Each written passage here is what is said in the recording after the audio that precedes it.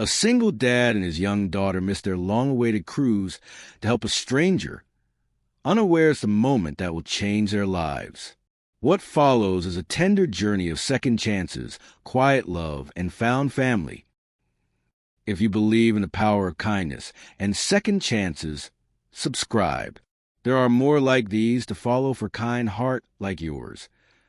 Let's begin this voyage. The wind whispered like an old friend to the cracked kitchen window, tugging at the curtain with a kind of longing. Outside, frost glazed the edges of the world in silver. Inside, the kettle hummed low and steady, like a heartbeat remembering someone gone.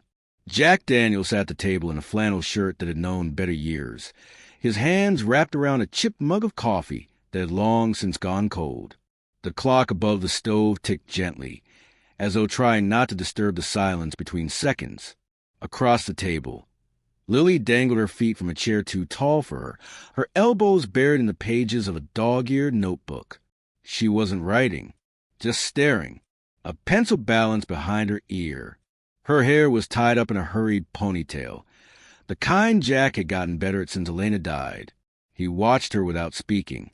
10 years old, and already too wise in the ways of waiting. There was something in her stillness that reminded him of Elena, that quiet kind of strength, like roots under snow. Outside, a neighbor's car grumbled to life. It was morning, barely. January, bitter and gray. The world felt paused. "Dad," Lily said finally, not looking up. "Yeah, baby?" She turned the notebook so he could see. It was a list, written in big, hopeful letters. Cruise packing, socks, swimsuit, mom's necklace, jelly sandals, seasickness bands. You and me. Jack smiled, not wide, just enough for her to see the edges of it. "Got it all," he said. Lily's eyes lingered on the last item. You and me. She folded the notebook shut like a prayer. They'd talked about the cruise for 2 years. Started with a magazine left behind at the laundromat.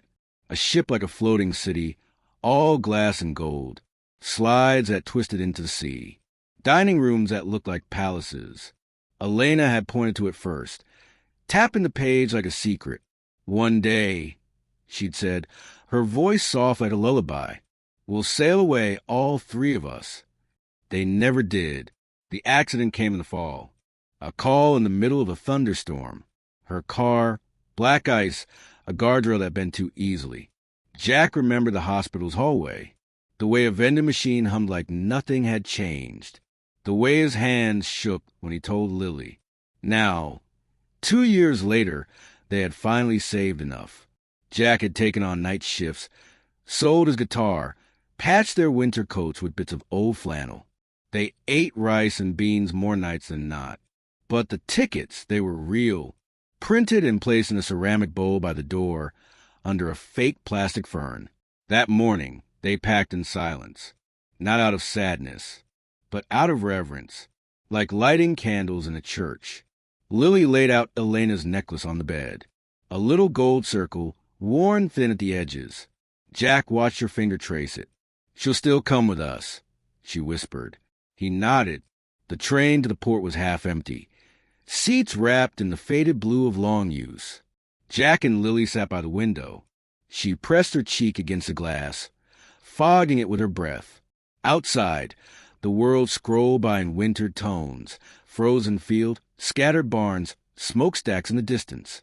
She would have liked this, Lily murmured. Jack didn't have to ask who. She would have cried at the ocean, he said. She cried at cereal commercials, Lily added, grinning. Their laughter was small, but real. When they reached the city, the sun was just beginning to climb over the buildings. The streets buzzed with people pulling suitcases, families in matching shirts, the electric hum of anticipation. Jack held Lily's hand tighter than usual. At the terminal, everything gleamed, polished chrome, navy carpets, music playing faintly overhead. Jack fumbled with their papers, his hands clumsy from nerves. A young staff member barely looked up as he waved them toward the security gate. It was then they saw him, an old man, frail, confused. His suitcase had split open. Socks and papers were scattered. A thin coat barely clung to his frame. People stepped around him like rain puddles. Lily looked at Jack. Dad. He was already moving. They crouched beside the man. Jack placed a hand on his shoulder gently. Sir, you okay? The man blinked slowly, as if waking from a long dream. I dropped my medication, I think. My heart. Lily was already picking up socks. Jack glanced at the security officer a few feet away, busy checking bags. Okay, we're going to help you. Take a deep breath. Time felt slow. Everything else became background noise. Lily found the pill bottle. Jack took out his phone to call for help. By the time the medics arrived, the man was breathing easier, eyes watery with gratitude. They turned back toward the gate. The cruise ship loomed like a floating kingdom in the distance. The final call echoed over the speaker. They ran, but they were too late. Lily stood at the edge of the pier, hair whipping in the sea breeze. Her face was calm, too calm.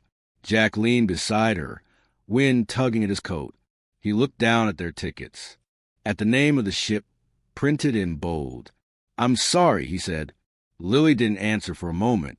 Then she reached into her pocket and pulled out a tiny folded note. She handed it to him.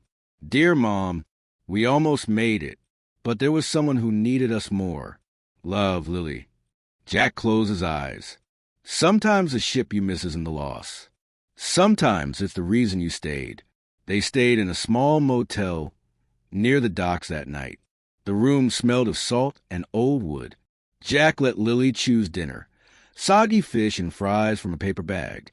She curled up in bed with her notebook and drew the ship from memory. Jack stepped outside for air. The wind had quieted. In his pocket, he found the letter again. As he looked up, he saw the lights of the cruise ship fading into the dark horizon, not with regret, but with grace. Inside, Lily was already asleep, the necklace curled in her hand like a promise. Jack sat at the foot of the bed, watching her breathe. Then he whispered into the quiet. We still sailed, just not the way we thought. Snow had begun to fall again that morning, soft as whispers, coating the city in a hush too delicate for words. In the dim light of a hotel room near the harbor, Jack Daniels stirred awake not from the cold, but from the absence of a dream. Lily was already dressed, sitting cross-legged on the bed, sketching in her notebook. She wore the necklace again, Elena's, now threaded through a ribbon because the chain had broken last night. She'd said nothing about it, just quietly tied it back together, like children often do with broken things they still believe in. Jack sat up slowly, rubbing the sleep from his eyes. The sheets smelled faintly of salt and something citrus. The silence between them wasn't heavy. It just was. You hungry? He asked, his voice thick with morning. Lily nodded without looking up. He reached for his wallet. 2 bills and some coins. The leftover change from the cruise that never was. There was no bitterness in him, only a quiet ache, like a song you love that always makes you cry. They found a small cafe down the street, the kind with sticky menus and a bell above the door that jingled like memory. Jack ordered toast and egg for Lily, coffee for himself. He asked for the egg scrambled. Elena used to make them that way, soft, with a bit of cream. He wondered if Lily remembered. She did. You did it like Mom used to, she said between bites. Jack only smiled. Across the city, in an office with walls made of glass and silence, Claire watched the morning unfold on a monitor. The footage was grainy. Security cameras from the terminal rewound and played again and again. She didn't watch the other passengers, just the man and the girl. She watched how they stopped, how they helped, how they missed. She watched it the way someone watches a candle burn low, knowing it won't last, but needing to see it to the end. Claire was a woman used to power. Numbers, deals, statements. Her office smelled of eucalyptus and new leather. Her calendar was booked 6 months out, and no one called her without an assistant's permission. But none of that had prepared her for the way Jack Daniels knelt beside a stranger. None of that had taught her how to measure a father's stillness when comforting a child who has just lost a dream. Behind her, the CEO, Edward Langley, stood without speaking. He had shed the disguise, the thrift store coat, the stoop in his shoulders. He stood straight now, eyes sharp and kind, his hands tucked neatly behind his back. "She didn't even cry," Claire said quietly. "She didn't have to," Edward replied. "He did that for her." Claire turned, eyes glassy. "Is this the one?" Edward nodded. "He's the one." Jack didn't trust the call when it came. A soft-voiced woman from the cruise line, apologizing for the mishap at the port, offering accommodation, a gesture of goodwill, a week at a local hotel, meal vouchers, and a job interview. He laughed gently. "I think you have the wrong Daniels." But the voice assured him it was no mistake. He took the offer because Lily looked up at him with that kind of hopeful silence he couldn't refuse. The office where he interviewed was nothing like he imagined. No polished floors, no grand windows, just a modest room with an old coffee machine and framed pictures of employees shaking hands. The woman he met, Sarah, someone in HR, smiled like she'd known grief once too. "We have a new position," she said, laying down the folder. "Compliance officer. Social affairs. Basically, your job is to remind us what we've forgotten." Jack blinked. "Which is," she smiled, "how to treat people like they matter." He started that Monday. The cruise line's headquarters sat by the docks, quiet from the outside, bustling within. He was given a small desk, a blank notebook, and a badge that said Guest Relations, Field Observer. He wore it like armor. Jack walked the decks of ships still in port.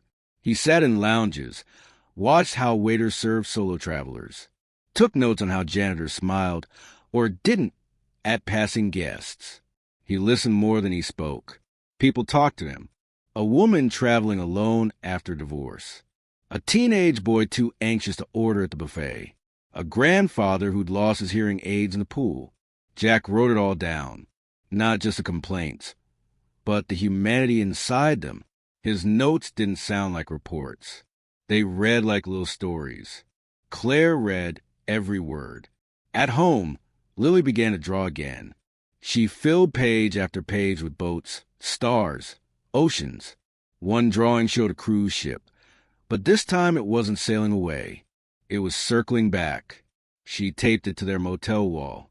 One evening, Jack came home to find her asleep with a letter on her chest. It was addressed to her mother.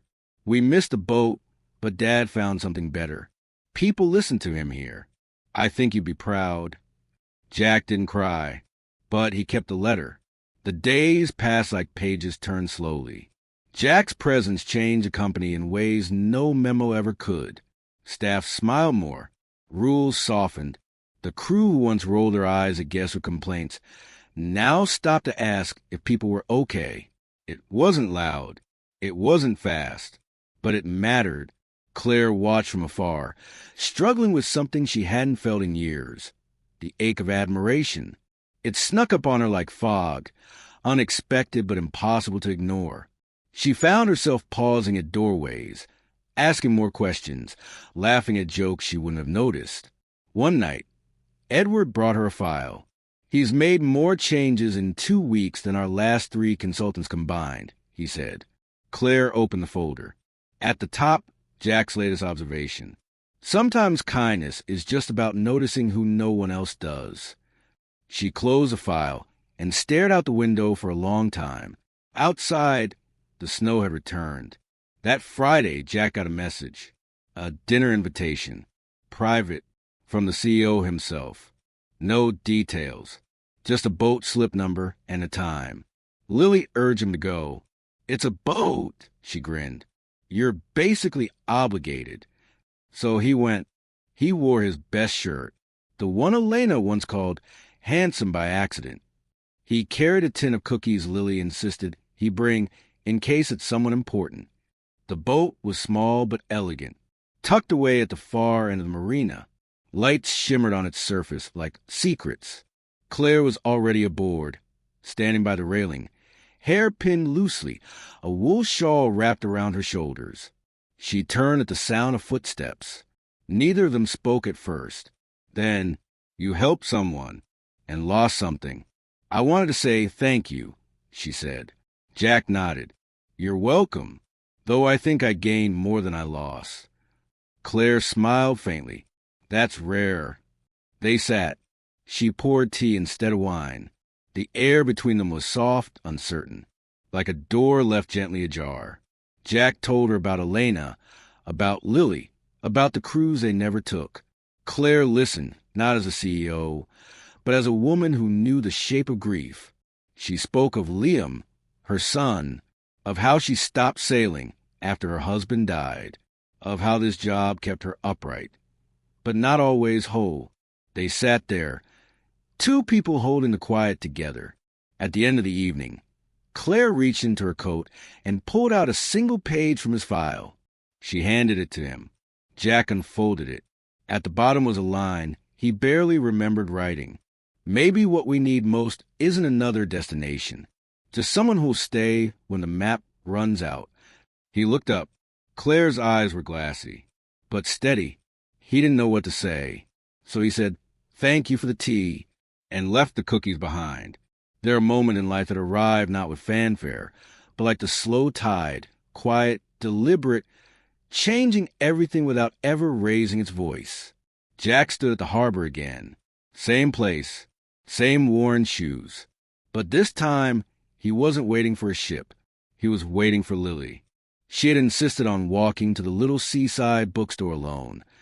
Clutching the $10 bill, he gave her with the confidence only 10-year-olds can wear.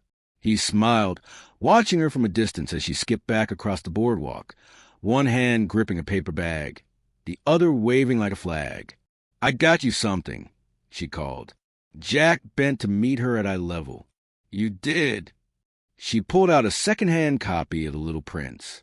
Inside the front cover, in soft pencil, someone else's hand had once written, "For the one who always listens." Jack didn't say anything, just held the book to his chest and ruffled her hair. The days grew warmer. The snow gave way to rain, then the long golden evenings where the sun lingered like it didn't want to go. Jack's job shifted quietly. He was now more than a silent observer. He led morning briefings. He spoke at training sessions. He walked new hires to the values of kindness, not by rule book, but by story. People began to greet him by name. Even those who didn't know him knew the stories. "That's the guy who missed a boat to help a stranger." Sometimes Lily would sit near his desk after school, headphones in, sketching whales and stars while he typed up reports. She grew taller without him noticing. Her shoes no longer had Velcro.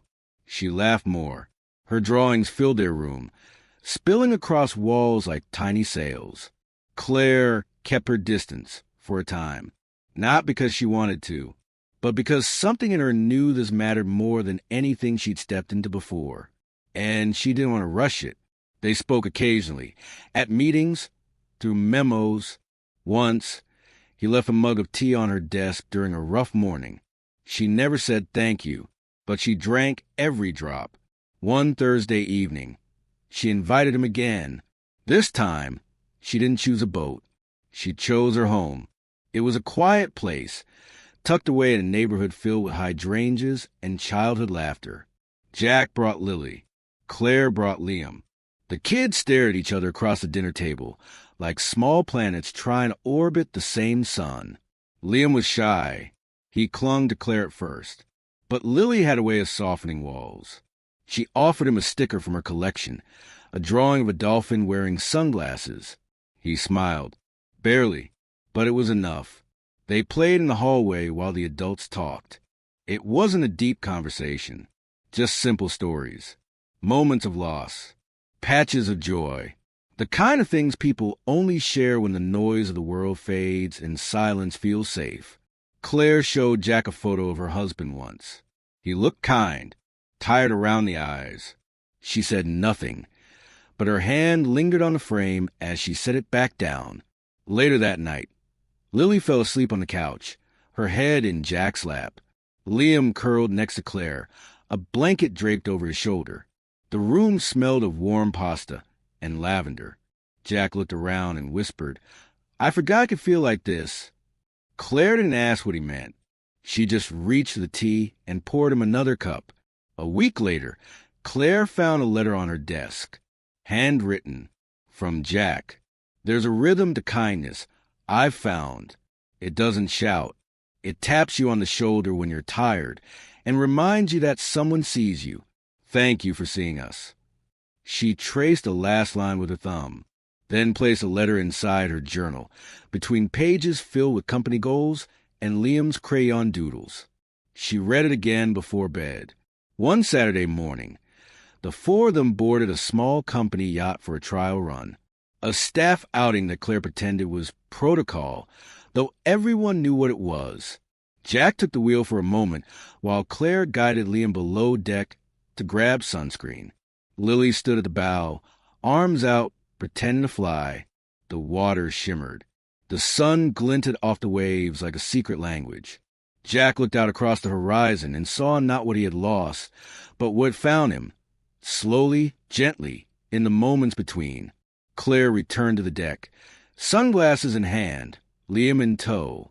They stood beside him, not saying anything, just letting the silence stretch like a net between them. Lily turned wind in her hair and shouted back, "This is what was supposed to feel like." Jack smiled, not just with his mouth, but with everything in him. That night, after the kids had gone to bed, Jack and Claire sat on the back porch of her house. Stars blinked through the dark. Claire held a match, lighting a candle between them. The flame flickered in the breeze, but held. Jack leaned back in the chair, arms crossed loosely. "You ever think," he said softly, "that maybe we were meant to miss that boat?" Claire stared at the flame, then nodded once. Maybe missing it was the only way we'd ever arrive. Neither of them said the word love, but neither needed to. It was there, in the shared silence, in the second cup of tea, in Liam's quiet trust, in Lily's drawings taped to Claire's fridge. It was unfolding slowly, like tide, like healing. The sky was a color of soft peach skin, with clouds stretched in like breath across a mirror. The sea was calm that morning, too calm, as if it knew a chapter was closing and another quietly opening. Jack stood alone on the dock, holding 2 life jackets. One was too small now. Lily had outgrown it months ago, but she had insisted on bringing it, said it made her feel brave. Behind him, the laughter of 2 children curled to the morning mist like steam from warm bread. Claire was chasing Liam around the van, her hair pinned back, her laughter rare and bright. It had been a year, 1 year since that missed cruise. 1 year since a stranger's need had changed the course of their lives. Jack had never expected to find a rhythm again. He had lived inside a silence for so long, one carved by grief and shaped by responsibility, that anything beyond survival felt like fiction. But days turned into habits, habits into trust, and trust into something he still didn't quite have words for. It showed itself in the way Lily no longer asked if things were going to fall apart. It lived in Claire's eyes when she watched Jack from across the dinner table, her hand brushing Liam's hair behind his ear. They didn't move fast. Love, when honest, is rarely in a hurry. The sun climbed as they loaded the small boat. This time one Jack had earned through work, savings, and quiet intention. Not a cruise, just a simple family vessel. A weekend sail. Lily clutched a journal with a leather strap. She had started writing stories, not for school, just for herself. Claire brought a thermos of coffee and a weathered photo of her husband, which she kept tucked in a canvas pouch near the helm. Not because she hadn't moved on, but because some people stay with you in new ways. Liam held a tiny wooden carving of a dolphin Jack had made him. It had taken 3 tries to get the tail right. They set off just before noon. The water shimmered beneath them, a moving mirror of light and memory. Jack steered quietly, one hand on the wheel, the other wrapped loosely around the railing. Claire sat beside him, her hand occasionally brushing his in the wind. No promises were spoken aloud, no grand declarations, just the comfort of presence. Sometimes that's enough. That night, they anchored near a quiet cove, A ring of lanterns lit the deck, casting golden pools of light across the wooden planks. The children were tucked in below, their gentle snores barely audible under the hush of waves. Claire and Jack sat on deck chairs, wrapped in thick blankets. A flash passed between them. They didn't speak for a long time. And when Jack finally did, it wasn't with certainty, but with something better, hope. "I didn't know I still had this in me." Claire turned to him, her voice low, like velvet against the tide. "We don't always know what's left, until someone believes in it." He looked at her then, really looked, the soft lines around her eyes, the salt still clinging to her cheeks. "Thank you," he said, "not just for the boat, or the job, or the second chance, for seeing him, for staying." Later, as the moon spilled silver over the water, Jack reached into his coat and pulled out a letter. He handed it to Claire, eyes on the stars. She unfolded it slowly. It was a list, small, handwritten dreams, things he had started to believe in again. Build a garden with Lily, teach Liam how to skip stones, cook dinner for someone who knows the story behind the recipe, fall in love without fear this time. Claire's hand trembled slightly. At the bottom of the list, in ink darker than the rest, was a new line. Asked her if she'd stay. Her eyes met his. She didn't answer with words. She leaned forward and kissed him, soft, like a breeze before the tide rolls in. In the morning, Lily found the list. She read it in silence, sitting cross-legged near the helm. She didn't ask questions, just folded it neatly, pressed a shell inside, and placed it beneath her dad's pillow. That night, Jack would find it there, and smile without knowing why. Time passed. Not quickly, not slowly. Just right. The seasons changed around them. Liam learned how to whistle. Lily published her first story in the school paper. Claire painted again, her canvases now filled with water and light and soft edges. They didn't need a name for what they were. Family had never been about names anyway. It was in the way they listened, in the way they stayed, in the way they remembered, even while moving forward. One Sunday afternoon, they all returned to the harbor where it began. Claire stood beside Jack, watching the kids run ahead. "They've come a long way," she whispered. Jack nodded. "We all have." He slipped his hand into hers. She squeezed once, then let go, just long enough to wrap her arm around his. And as the sun set behind them, washing the sky in the color of new beginnings, they walked forward, not to catch a ship, but to meet the life they'd built, one kind act at a time. If you like this story, would you like to share a moment that touched your heart?